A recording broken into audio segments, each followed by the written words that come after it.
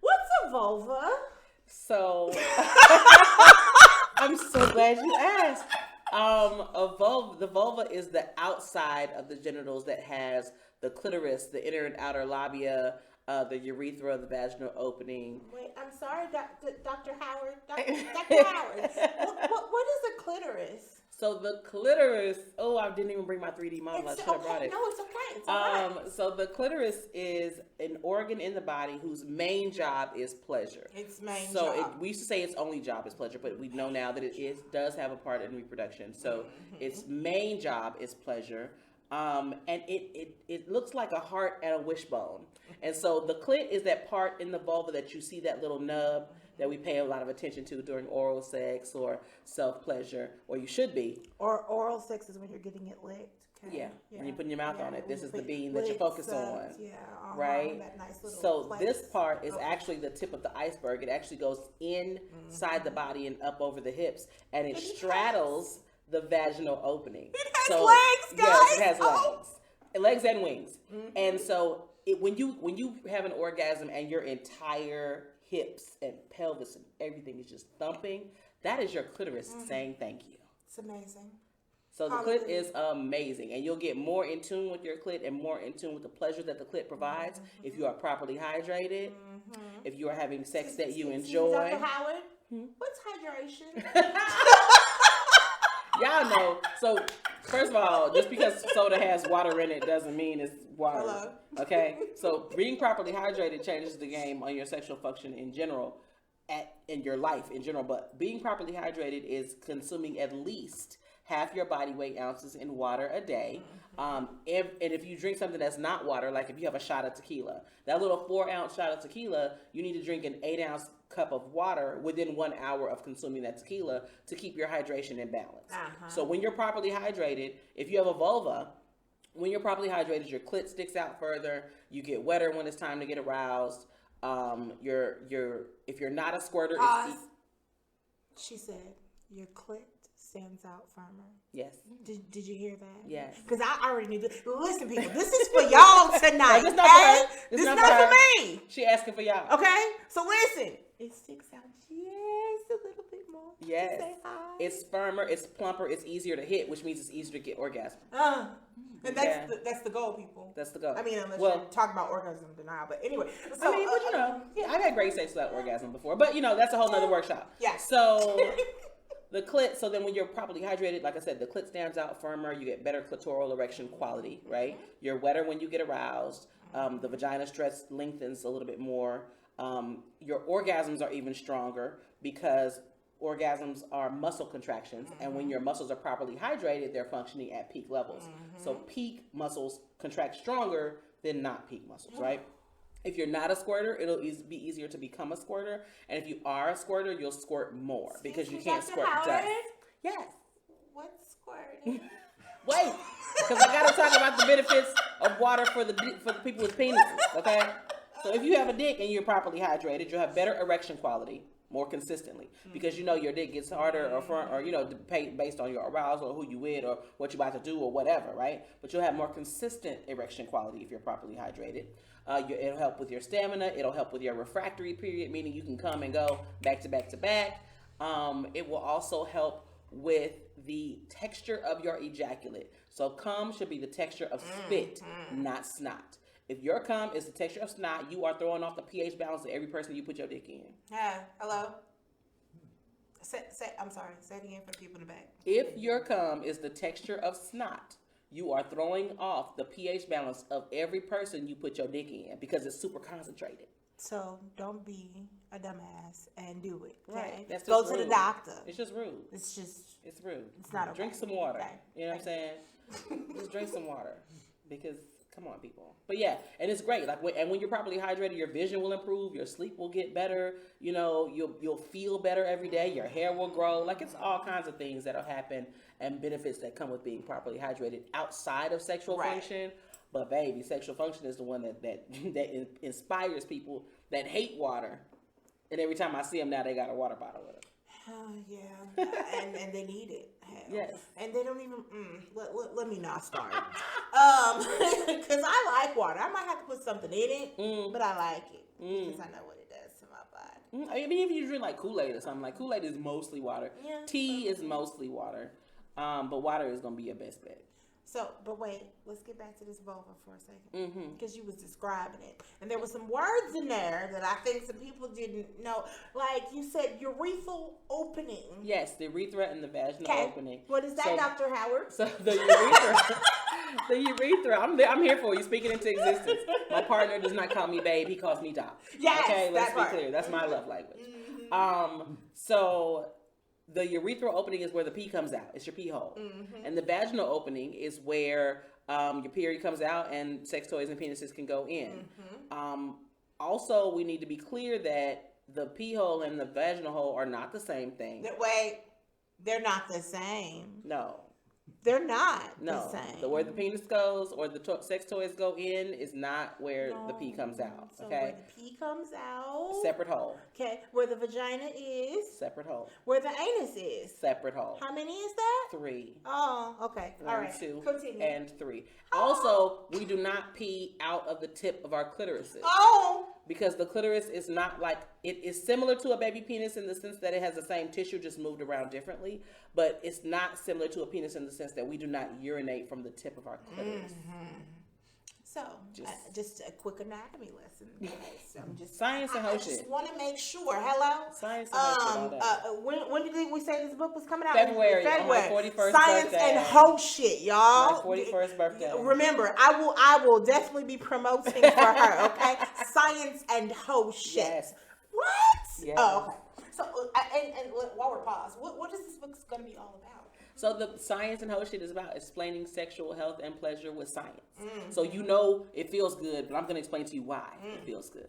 Or you know you can do A, B, and C with your body, but I'm going to explain to you why. Or I'm going to explain to you the health benefits on the back end. Or we're going to talk about all of the things with a scientific and public health lens. I love this chick. Yes. Sexual health is public health, people. So listen, okay, we gotta go back to our vulva because we were talking about our clitoral hood. Yes. No, we didn't even mention that. I didn't even mention the hood because, you know, people, they get past it and it's a wrap. So even with the clitoral hood, right? So if you look at the lump in the vulva, right? That's the clitoris. And there's a little piece of skin that covers it. That's the clitoral hood. So when the clit is aroused, sometimes the hood goes back, but sometimes it doesn't. And so we also need to be mindful when we're cleaning our vulvas to pull that hood back, because just like dudes or, you know, people, when the dick is intact and it has a foreskin, not circumcised, uncircumcised. I'm saying intact. I'm saying intact. I don't even want to say uncircumcised, because when we say circumcised and uncircumcised, it leans to the inference that it's supposed to be circumcised. Right.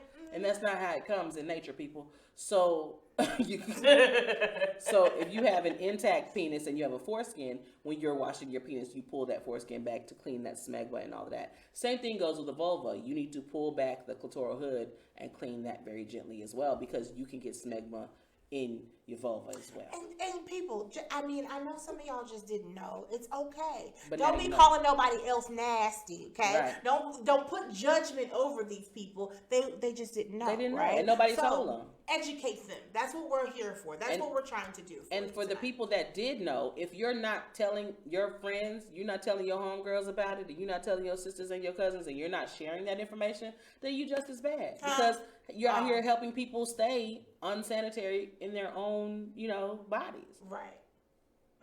So that's not on me. That's on you, fam. So, you know, last November you came up with something. I did. You did. I did. So last year, 2019, pre-COVID, I came at BC, before COVID. I came up with, I decided to rename November Vulvember.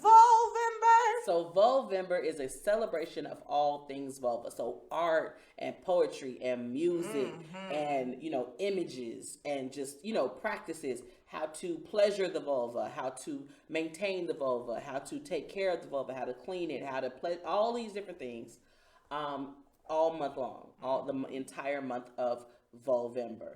And I did that mainly because the global conversation around pleasure is dick shaped. It sure is. And so I just feel like because we're being lost in the shuffle, and the orgasm gap is so big when it comes to people with vulvas, that I'm trying to close that gap. And that's what our real jobs are, is trying to help people close that gap in healthy, satisfying ways. She said there was a gap. A whole gap. So let's talk about that. Why do you utilize those words? So the orgasm gap is basically, it was a study that happened about people reporting on their sexual pleasure and satisfaction.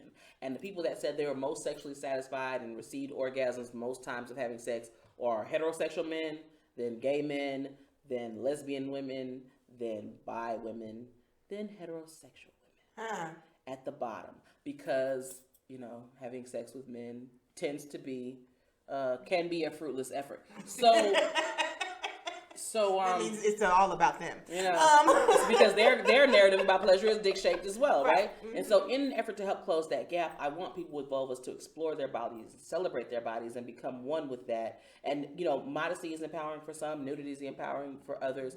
I'm not here to yuck anyone's yum, but whether you're interested in being more modest or being more nude, that body still belongs to you, and you still need to be able to connect with it. Right. And I think the disconnect from our bodies and our brains is part of what feeds that orgasm gap. If you're having sex more sensually, you have 5 different opportunities to reach that orgasm. Excuse me, Dr. Howard. What does it mean to have sex more sensually? You make me so sick. Okay, so I am always talking about sensuality and sexuality. So sensuality is living through all 5 of your senses and experiencing non-sexual pleasure, right? So sound, sight, scent, taste, touch. Okay, and that is exploring and living through all 5 of your senses. So the way a candle smells, or the sun on your shoulders on a beautiful day, or you have some amazing food, or you have like some clothes that feel great on your skin. All these different senses that you're enjoying this non-sexual pleasure through. And so when you move through the world sensually, then when it's time to get sexual, you experience sex through all 5 of your senses. So you're not just thinking about, getting on top and riding or whatever. You're thinking about that angle, that pressure, that girth, that stroke, all of those things, and how you're going to leverage your own body weight when you get on top to help get that pleasure for everybody. Smush it in his face. You know what I'm saying? Yeah. All types of things. All types of things. Right? But like, let's say if you're performing oral sex on your partner, you're not thinking about maybe the weight of the penis on your tongue. You're thinking about the weight of the penis on your tongue, or how perfectly the head of the penis fits in the roof of the mouth. Things you're going to slide it from the rigid part of the roof of the mouth to the soft palate, and kind of figure out that the feel of the firmness and the softness and all of that. If you're having sex and you have a vulva in your mouth, you're going to be thinking about the firmness of the clit against the softness of the tongue, and the lips and the breath and the mouth and all of that. And you're exploring and savoring your partner. Guys, she's speaking my language, okay?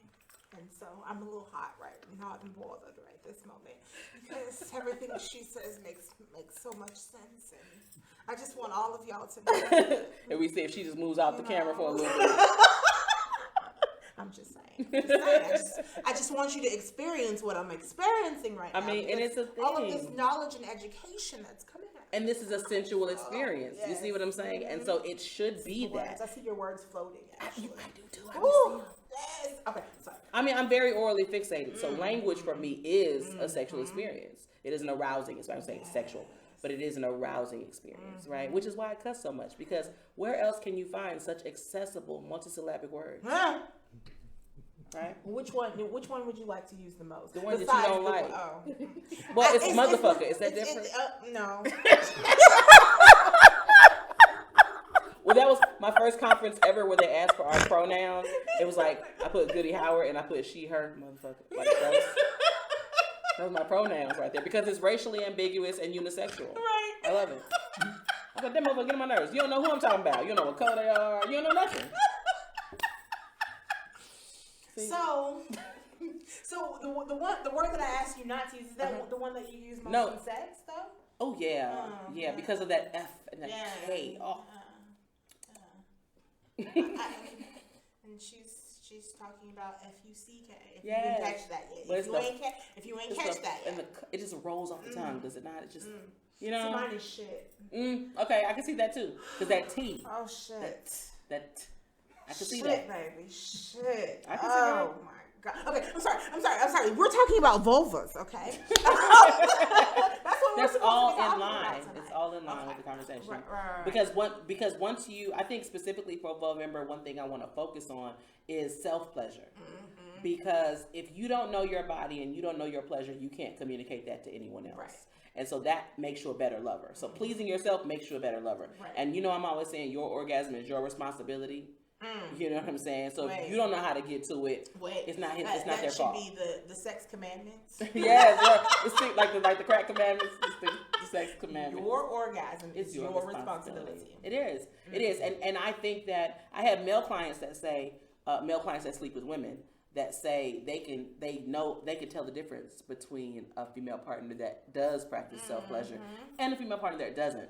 And it's mainly because they're more connected to the pleasure. They're actually enjoying the process more.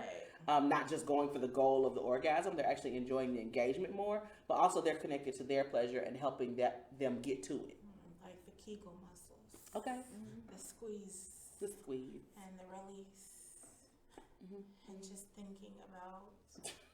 okay, I'm sorry. Did I go off again? This off for the whole time. I mean, and see, for me, I'd be like, it's Tupperware. This work. You know what I'm saying? Because when it's time, baby, it is time. Okay, and so for me, this is just like back before I did this, I was an accountant. I could be talking about spreadsheets and quarterly reporting right now. It would be it would still bring me the same amount of joy, right? But it's not as arousing for me, I think, and I kind of wish it was. But it's not. When I'm in the mood, like when I'm immersed, I am immersed. But it is a switch for me. It is. Really? It is. But I guess because of the type of mind that you have, it doesn't surprise me. But that I can. Yeah. Yeah. Because I take those little right and left brain quizzes, and I'm 50-50. I'm yeah. Shut the front door. Very much balanced. I'm very much right brain. Yeah, I'm very much balanced. Because even the creative things I do, I learn them and execute them very methodically. Like, even when I'm like braiding hair, the way I part the hair is geometry. Like it's a creative process, but it's still angles. You know what I'm saying? So, and I think because of that is why I can be like, okay, So let me ask you this question because I'm going back to masturbation for a second. So when exploring your body, how do you feel that people should explore their body? I mean, what avenue would you recommend to a beginner? Okay, so if you've never explored your own body, first thing I would say is get a mirror and look. And just kind of look around and see what's happening. Be very gentle with yourself. Let me tell you something. I keep a mirror in my purse. For that. Just to check. Just to check. You check your lip gloss. Check your lip gloss. I just want to, she shouldn't be red, right? Right. I should have red lipstick, not red. Okay. Right. So it's a thing. But I think I'm always talking about the dark showers, the shadow showers. So you go in your bathroom and you take a shower in complete darkness, no candles, no music, the door is closed, it's completely dark. Your eyes will adjust. And then you take a shower because you know where everything is in your bathroom and you know where everything is on your body. And you just kind of start to touch yourself in different ways. So you start to feel your skin and the different textures of your skin. And so it's a non-sexual way to explore yourself, but then you become so connected to the rest of your body. And then when you get out of the shower, you're so fresh and so clean. You grab your lubricant and you just start to explore what feels good to you. So, if you haven't noticed, I pick up on everything. Lubricant. Excuse me. Well, you said you grab your lubricant. So, why would we want to grab lubricant? That's a great question because everybody's like, oh, I'm Miss Whoppity Wop 2020. I don't need no lubricant. Dasani, Tsunami. Yeah, I got that. Listen, that shit hit different when the ceiling fan come on. So, you can be all that you can be, sis. But know that your body's natural moisture is designed to evaporate. And water is designed to evaporate. Hello? But that good lube is designed not to. It's designed to create a smoother ride between you and whoever or whatever you're fucking on. So, it's okay.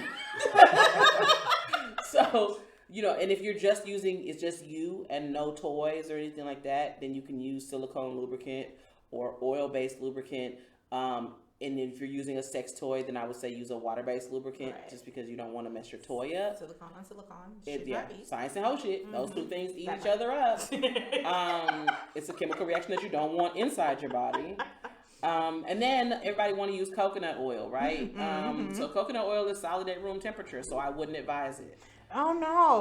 So this lady the other day, she swore up and down that that's the only thing that she'll ever use. Oh, I mean, it's cute, but it's now they do have the coconut oil that has been, like pressure, whatever, and it's liquid at room temperature. You can use that. Extra virgin olive oil is really great. Grapeseed oil is amazing because it's even lighter. Oh yeah. Oh. Which reminds me, she also was telling me that she was going to do the grapefruit that night. And I said, wait, what? With the coconut oil. Is she gonna put a condom on? She's gonna put a condom on him, right? Because Angel said put a condom on first. She would. Oh. Because the oil was gonna eat through the condom anyway, so it didn't matter if the condom started there. It wasn't gonna end up there. Okay. Ma'am. Well, ma'am. Listen, first of all, stop fruit abuse. Hello. As a plant-based person, I don't like to see all these fruit just dying a horrible death.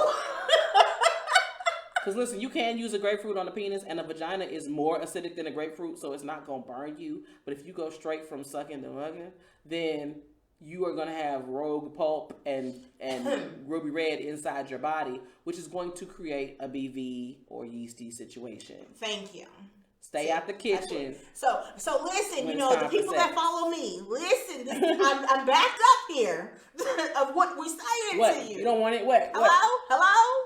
No, I mean, she told me she tried the orange, and how big was the dick putting oranges on it? That's what I asked. I appreciate her wanting to affirm her partner's body, though. I'm here for the modification. You need to affirm the body that they brought to the session, okay? But no, she said she transferred from the orange to the grapefruit because it was too small. Okay. Right. Okay. And then she's like, but I thought he would really enjoy it. And he said he was just really doing it for her. Right. Right. Because they don't, what is that? The orange and the grapefruit do not have the same texture as a vagina. Like, there is a toy. I'm sure you sell a toy. I know I sell a toy that can replace the grapefruit that has, I tell them it's green and leaves a smaller carbon footprint. You can wash it and reuse it, and no grapefruit was harmed in the making of that sex act.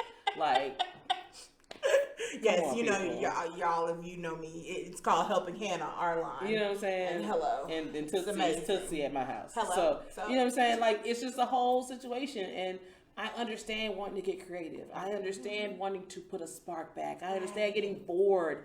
And I get all that. But you are really going to mess up your natural, the way your body is designed to work. You're going to, your pH is going to be askew, sis. Hello. Like, it's going to be a problem. It's not going to burn you. But that even the natural sugars, the way your body, the way your vulva specifically, that kind of stuff is going to offset the pH and the natural bacterial balance and stuff. Absolutely. And it's just not worth it for real. It's really not. If you're gonna put food on them, on your partner's genitals, first of all, if you're gonna go in the kitchen and use food, you only need to be putting food on a penis. You do not need to be putting food on or in a vulva. Dr. Howard? Yes. Can you say that again? If you're going to go into the kitchen to get some, for your sexual exploration, you should only be putting food on a penis. You do not put food in or on a vulva. And why, pray tell, Dr. Howard, would you not want to do that? Because your pH balance will be on Deuteronomy. Not Leviticus? Not Leviticus. Deuteronomy. What's the last one? Revelations. It'll be on Revelations. You will be making a joyful noise for all the wrong reasons. So, don't kill your pussy trying to play and be in these Instagram streets because somebody told you could put some stuff on it. Now, you can put peanut butter on a penis and wrap a piece of a fruit roll up around it and do all these great things when you're having oral sex. But if you're